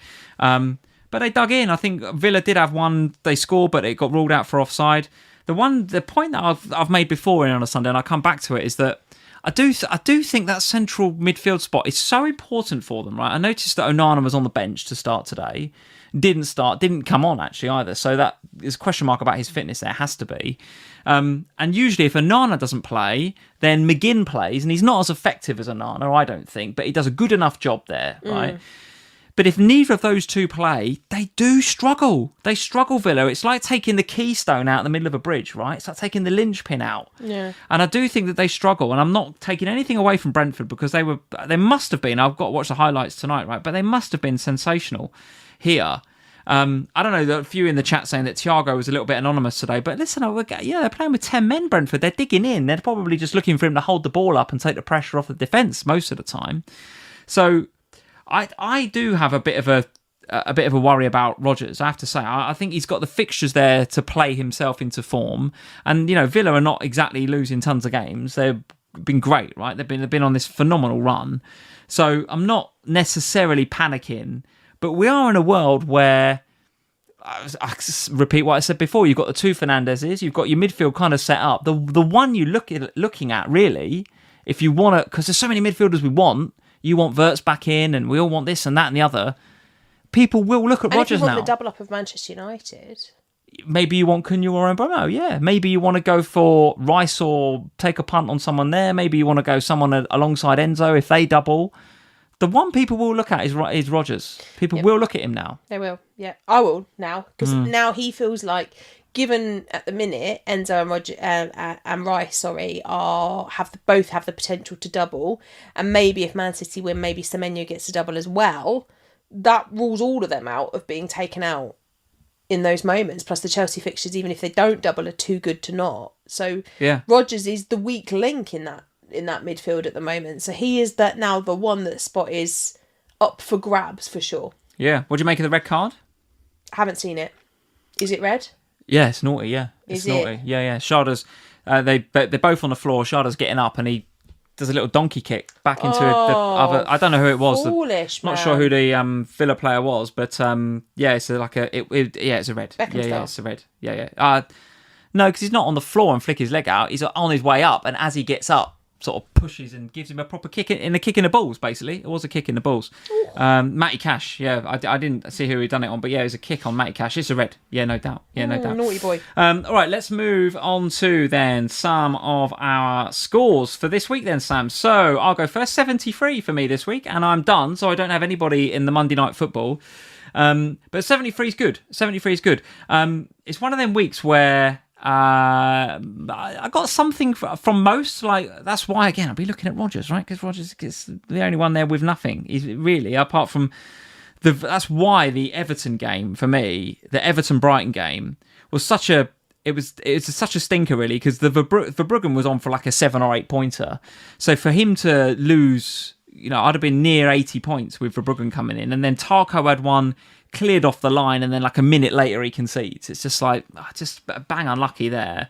But I can't really whinge because the players that I bought in for this week, Fernandes, Enzo, Joao Pedro and Dorgu, but the first of those three, they've all come in with 10, 8 and 10. So, and I've captained Bruno for 20 points. So I'm very happy with that. Semenyo's still there as well. So for the podcasters, yeah, Verbruggen in goal with 3, Timber, Tarkowski, Gahey and Gabriel. You've put Gahey 5 here. I thought you ended up with 3, Gahey. He did get 3. Did I just put the wrong number? Yeah, it's 5, but I think he's got 3 because he did get Defcon near the end. Yeah, he has got 3. Gabriel with 8, Bruno Fernandes 20, captain, Semenyo 7, Rodgers and Enzo Fernandes, Haaland 5, Joao Pedro 10. Joao Pedro looking a lot like James Tarkowski there on the slide. Yeah, but why? How has Tarkowski even ended up there? I don't know. You did a graphic, Sam. I know I do. But how has he ended up there? Because it's literally impossible for him to have ever been there because he's never been the forward. So I don't know. Sorry, everyone. Don't know. The bench is Dubravka, Wilson, who... you didn't want to bench. I didn't want to bench him. I had a real benching headache between him and Tarko this week. And in the end, I went for Tarko because of Everton's away form and the fact that Tarko loves picking up an 8 or 9 pointer away from home. But Wilson was in the game, took a couple of free kicks. I don't think I want to transfer him out, but, in a world where we want a lot of midfielders, maybe, Harry, maybe, I don't know. And then obviously Guiu and Dorgu that, do need sorting out in my team if I'm going to play the bench boost at any stage this season. But anyway, 73 all out is okay. Now listen, the Sunderland clean sheet, if it sticks tomorrow, will hurt me a little bit, but I don't think anything other than that's going to hurt. Leaves me at 434k. So... no, that was my game week rank, 438k. So my game week rank was 434. My overall rank, 438. So a rank change of 34%. Decent, right? Decent. And with one free transfer in the bank, because I obviously splurged a load, didn't I? Last week, I should have 2 there, really, because Dorgu was a mistake, wasn't it? But nevertheless, I'm going into next week with 1 transfer and 2.7 million in the bank. And I'm looking at this team and I'm thinking... It's sort of okay. So as you guys can see on the screen, this is my bus team for next week. So for the podcasters, it's more or less everything that I said, except I'll be bringing Wilson in because he's got Everton at home, and I'd be benching Gahey because he's going away to Liverpool. Bruno Fernandes captain in my bus team at the moment. That's what I'm thinking. In the lunchtime kickoff? Well, maybe. Yeah, maybe. Spurs? Yeah, maybe. Oh, I don't like you very much. I don't know. That's why I'm currently thinking. What, you're doing it because you don't want me to like you anymore? Is that what No, I'm doing it because I think you'll get the most points out of everyone in the game week, which is the way you should always play your captaincy. But I probably will roll my transfer next week. I might do Dorgu to Hill in the most boring transfer of the season so far. What, and bench Tarko? Because if you're backing Harry Wilson... And this is why I might roll, right? Because you've got... So if I did bring in Hill... He's got Villa at home, which is like not the easiest game in the world, right? Villa could easily score in that game. So Do I fancy James Hill or Tarkowski out of them two? You could argue that's a bit of a 50-50. I don't fancy a clean sheet for either in reality. So is that just a waste of a transfer? When actually what I should do is probably roll it, knowing that coming game week 26, I can think about which third Chelsea I want or which third Arsenal I want. Notice that I've got 2 Chelsea, 2 Arsenal. It's leaving me with... I want to be flexible. Because in this double, I'm going to fancy a punt, I think, in this double. Now, if it's a Chelsea punt, I've got to be careful because I've got my 3 Chelsea, right? I've got Joao Pedro, Enzo, and I've got bloody Guiu sitting there taking up a spot. But didn't you just do Guiu to Kroupi then? Well, I absolutely could do that. Or Mane. Absolutely could do that. And that is the other one I could do. I could just do Guiu to Kroupi this week. Yeah. And then he's home to Villa, isn't he? Not that. So I fancy Villa might score in that game. Would you go Mane if he doubles? Well, I might wait for Tuesday. Oh, that's a great idea. Great idea, isn't I thought it? you were never taking my advice ever again. That's why I'm really good at FPL, Sam. No. Because I wait for information. Not like you telling me to splurge 4 transfers on a Sunday night last week. No, that is not what I said. Yeah, get Dorgu. No. Might be injured, but yeah. Oh, you're such a little shitbag. That is exactly not what happened. That is not what happened. Here last week, I saw your little face. You were just like, yeah, go on, Lee. No, you spend all them transfers you've been building up for a few weeks, Lee. You spend them transfers. None of and this you know happened. What? You can play your wild card later. It's all fine. Got bloody Dorgu, didn't I? What I did not tell you to get Dorgu. In fact, if anything, I think I said you should wait on him because we didn't know what was happening. Who brings in somebody that has got ice strapped to their leg and you wait for news like a good FPL manager? I thought you were a good one. Well, lesson learned listening to you last week. No, lesson learned. It's not listening to me, is it? I said to you, go early on the transfers if you want to play your wild card because you might find that if you go early on the transfers, you don't need the wild card. And as it happens, Mr. Lee from FPL Family, you've done all right out of it, those transfers. Yeah. So you can shut up. Yeah, it's done all right. Stop whinge-bagging. So, having splurged on my transfers early doors last game week, I'm definitely going to wait till Tuesday. And then, depending on how Tuesday goes, it'll either be, Guiu to Kroupi, or I'll be rolling. I'm not going to. It's not going to be exciting this week, guys. Sorry. It's last week 4 transfers on a Sunday night with a possible wild card. It was sexy, wasn't it? That's a great. What a week! What a great week we had. It was exciting. It was fun. It was entertaining. I was being a real great manager, getting Dorgu. But this week, this week it's not happening. I'm being boring this week. It's either going to be a roll or it's going to be Dorgu to Hill. It's going to be boring as hell, guys. That is how I'm going to play it this week. Or Guiu. Or maybe Kroupi. Yeah, 73 for you as well. But you will end up beating me this week, assuming Roofs gets something and it's not negative tomorrow, because you've got Roofs still to play against Burnley at home. Why would you want to get something negative? I didn't say I want him to get something negative. Why would you even suggest that that's going to happen? I don't... God. He's going to be great. He's going to be phenomenal. He's going to get a 6-pointer plus 3 bonus points, plus he might make a couple of saves. He's going to get 10 points tomorrow night. Talk us through your team. Good week. Finally, a good week. We have got a very big green arrow. We're up about 700k, which is stuff. A thing of beauty, and I was very happy about it. Might go down a little bit if Roofs gets -1, -2 tomorrow. Just look on your face. You know they're keeping a clean sheet. Come on, behave yourself. Burnley at home. We'll kill you at the end of this stream. So yes, I still have red card Roofs at Chaz. Shut up, all of you. Roofs, yes, I've got him still to come tomorrow. He's going to get 10 points. That'll be lovely. Backline did me proud. Timber with 5, Gabriel with 8, and Sinesti with 8. Very happy with all of them. The midfield, generally decent. Enzo 8, Semenyo 7. Rodgers and Rice, the disappointments there with 2 and 3. But Bruno Fernandes saving the day as the captain with 20. First time in a long time I have captained my highest scoring player. Yeah. So very pleased about that. Apart from tomorrow when Roofs gets more, obviously.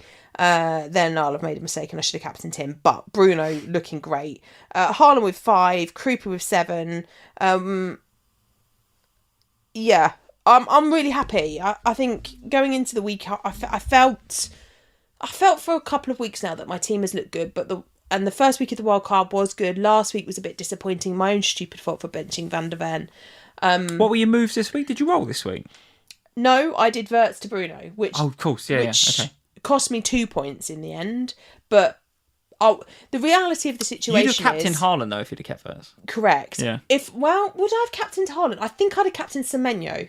You did discuss that. I'll give you that. Yeah. Because I didn't have my vice on Haaland. I had my vice on Semenyo. So I think what would have happened, had I not done the Bruno move, I would have had Verts instead. So obviously I'd have been a little bit better off by having Verts rather than Bruno, but not loads. But then the captaincy would have been worse. So probably I'd have been about level, to be honest. All right, talk us through for next week then. How's next week looking? So for next week, if I don't do anything, I'm swapping my goalkeepers over. So I'll play captain next week. Yeah, you got to captain the highest scoring player in your team, remember, Lee, as you've just told me. And I don't believe... away at Wolves, captain. I don't believe that Bruno Fernandes will be the highest scoring player in my team next week. Oh, take your Spurs goggles off. Just because you play well for 45 minutes. Come on, please. Enzo over Bruno Fernandes next week. I'm not captaining a lunchtime kickoff. No chance. I don't do that. I tell you what. So there's no chance that's happening. Tell you what. I will not be doing that because I don't do the lunchtime kickoff. I have thought about captaining Semenyo again.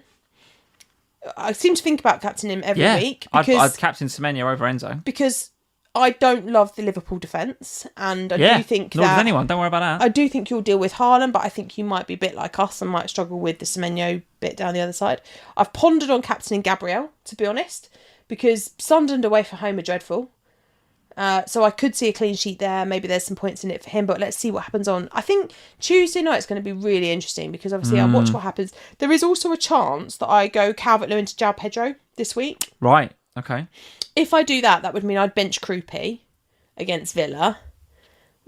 Not keen on that, you know. Which I'm not keen on. Yeah. But we just discussed it, didn't we? You might want to play him every week now, Kroupi. This is the problem. Or I'd have to bench Morgan Rogers, which I could do. Could play 4-4-2. Yeah. 3-4-3. And do that. If I had Joao Pedro, I probably would captain him over Enzo. Would you? Okay. But I definitely am not captaining Bruno Fernandes. I do not captain in the lunchtime kickoff. It'll be interesting, won't it? That there's a lot on Tuesday because again, you know, like if Palmer plays, gets injured, or he's crap again, it's like, well, especially if he's injured, does then Enzo go in the 10 again? Enzo in the 10 against Wolves on pens looks much more of a captaincy option to me than he would have done if he'd have played that position again like he did this week. 90, didn't he? So can he play 90 and then again in a week? Can he? I don't know. Probably not. Probably not. All right. But happy week for both of us. Spurs result good, Liverpool result good, green arrow for you, big one, big green arrow for me. Russo hauling coming tomorrow. Yeah. Tigers won. Our teams are not as crap as we first thought, maybe. It's all right. Thomas Frank in. Slot in. Wow. You're not sure about the Thomas Frank in still, I'm not sure about that. Okay. But Xavi Simons is quickly becoming... Oh, God. Here we go. This is the classic life of a Spurs fan. 45 minutes of decent football, decent football, and we're back. There we go. Spurs are back. Hang on a minute. Spurs are back. I've not said that. What? When did I say Spurs were back? At no point have I sat here and said that. No chance. Spurs fans are all the same. We're all the same. We're not all the same. God damn. But some of us are delusional. I am quite frankly open about our team and our problems, and sometimes, as you'll have seen from my videos over the last couple of weeks when I've done them, we've not been great. But I do always say that we are Manchester City's bogey team, and yet again it has proven right. And I did say that the midfielders would do better than Haaland, and yet again proves I do know my team. All right, well, I'm going to go and watch Match of the Day back and watch Spurs score from a 0.04 scorpion kick and a foul, and we'll just assume that Spurs are back. Yeah, tell everyone what's going on. Tell everyone what's going on this week. I'll tell you what, we can have a domestic when this stream finishes. What did you ask? What's going on this week? I'm doing loads this week. I'm really busy. For some reason, everyone's decided they want Lee on a show this week. I don't know, maybe it's because he brings in transfers like Dorgu, who's injured. Maybe that's why they all want him on their shows. I'm not sure. That is the premium content that they all want. Maybe they've all decided, what we'll do is we'll get a proper FPL expert, one that brings in an injured player. They were like, he bought in Dorgu, he must know something. What does he know? Cartel. You're about the least cartel person going. I am the least cartel person going. I saw the chief head of the cartel lying on a sun lounger talking about whether we should wildcard or not from a beach in the Dominican Republic. I'm joking. That's so funny. He said... We shouldn't say this, but I'm going to say it anyway because I love him to bits. Did he put it out there? He put it out there publicly on Instagram, so we can say it. Yeah, if you've not checked out Az's Instagram stories, he and Yells are on they're on a holiday in Dominican Republic right now. Absolutely living the dream. It looks sensational, lovely holiday. On his Instagram story, there's a video that, in summary, basically says, "My team's shit. I should wild card. I hate FPL." And I don't care because I'm drinking daiquiris in a pool in the Dominican Republic. So bye. Cheers, Az. So good. Oh, so funny. Anyway, back to the question that you actually asked me, which is kind of irrelevant to Az being on holiday. Yeah, well, you brought him up. I didn't bring him up. Yeah, I don't know why I brought him up. On Tuesday, Lee is doing off the bench. Yes, with FPL Harry. FPL Harry. Yeah, no less. Now, there's a proper FPL manager. I bet he didn't bring in He did bring in Dorgu. That's a fact. With with FPL Harry. So he'll be doing that on Tuesday morning, and then on Thursday, I'll be doing the FPL pod with Jules and Kelly as normal. Jules has had a good week actually on the back of another good week for Jules, yeah, on his wild card, done really well. So I'll be doing that with them too on Thursday morning. I'll be back on the Q&A. I think Az is back from his jolly to the Dominican Republic for the Q&A on Thursday afternoon. So tune into that on Scout. We'll be putting out Ohana for our patrons as normal on Thursday evening. And then on Friday, somehow, Lee's also been asked to go on the FPL show this week. Going to be on the FPL show, yeah. Yeah, so Lee's going down to record the FPL show on Friday before you jet off. Now, I've got bone to pick with you. Go on. Because you're going away on this work trip next week. Yeah, no FPL family live stream next Sunday. I'm not here. There's a midweek game week. So... Is there? Starts on Tuesday. So put an alarm in your diary and don't miss it, because you're on Vegas time. That'll be double game week as well, won't it?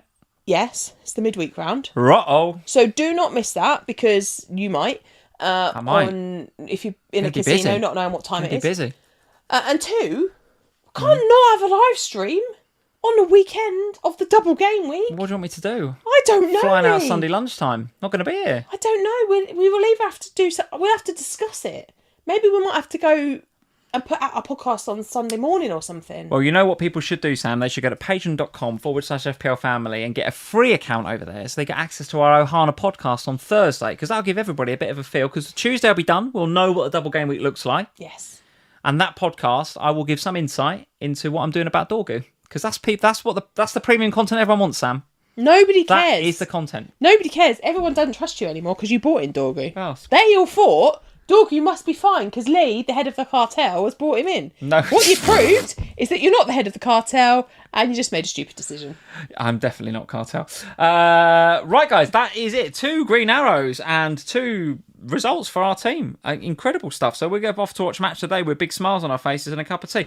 Thanks for joining us here tonight on FPL Family. As I mentioned before, no FPL Family live stream next Sunday. I'm not here.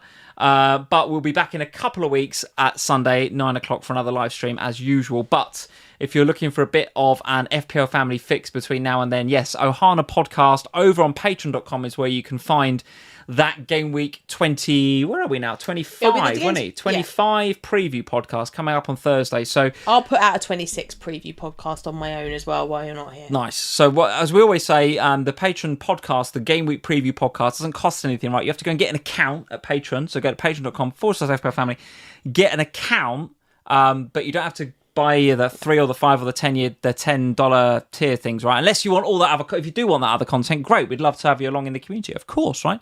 But if you're just interested in the podcast, that is the place to go.